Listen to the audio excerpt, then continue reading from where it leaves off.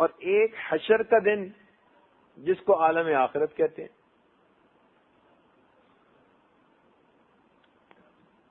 اب دیکھیے کہ جب یہ ٹیپ ریکارڈر ہوتا ہے نا، تو ایک تو ہوتی ہے آواز اور دوسرا ہوتا ہے آواز کا ٹیپ ریکارڈر کے اندر محفوظ ہو جانا، اور تیسرا ہوتا ہے کہ ٹیپ چلا کر اس آواز کو دوبارہ سننا. یہی مثال تینوں جہانوں کی. اس زندگی کی مثال آواز کی مانند ہے،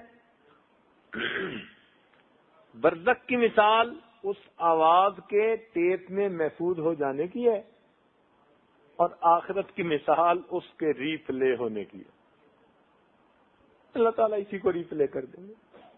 آج نہیں دیکھتے کہ جو کھلاڑی کھیل کھیلتا ہے کیسی شاٹ لگائی اس کو ری پلے کر کے دکھاتے ہیں. سپیڈ بھی کنٹرول کرتے ہیں، ذرا آہستہ ری پلے کر کے دکھاتے ہیں، ایکشن کا پتہ چلے. تو اللہ رب العزت بھی قیامت کے دن اس کو ری پلے کر کے دکھائیں گے. یہ جو کہا جائے گا نا اقرا کتابک، پڑھ اپنا نام اعمال، کفا بنفسک الیوم علیک حسیبا، اس کا مطلب یہی کہ بھئی تو ذرا آ کے دیکھ. ایک بندے نے چوری کی ہو نا تو اس کو ویڈیو کیمرے پہ دکھاتے ہیں، دیکھ بھائی،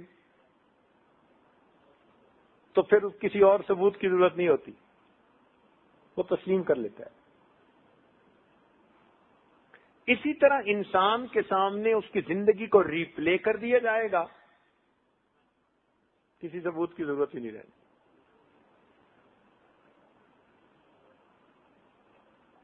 یومئذ لا یسأل عن ذنبہ انس ولا جان.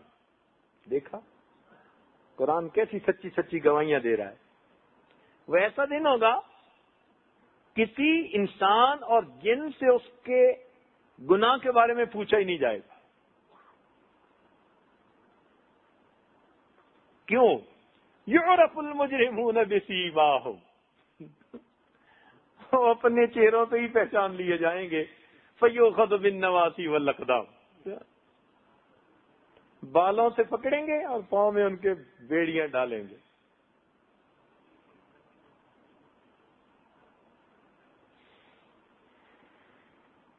اس لیے فرمایا الدنیا مزرعۃ الآخرہ، دنیا آخرت کی کھیتی ہے.